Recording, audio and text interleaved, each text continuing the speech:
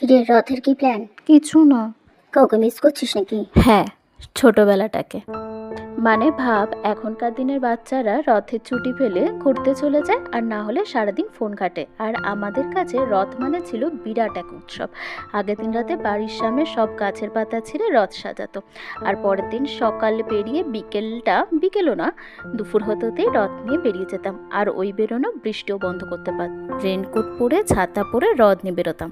জগন্নাথের সামনে মিষ্টি আর হাতে একটা ব্যাগ, আর যার যত বড় রথ তার তত ফ্যান। আর জগন্নাথ যে আমার কতবার উল্টেছে তার কোনো ধারণা নেই। আর তারপর সেই ব্যাগ নিয়ে সবার বাড়ি বাড়ি গিয়ে চাল ডাল টাকা সবজি চাওয়া।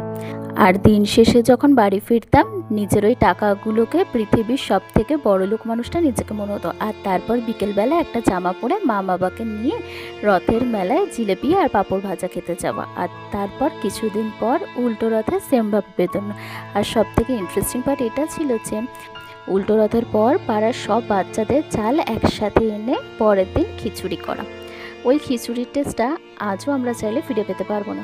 আমরা না চাইতো অনেক তাড়াতাড়ি বড় হয়ে যাই। সত্যি মিস করি ছোটবেলাটাকে।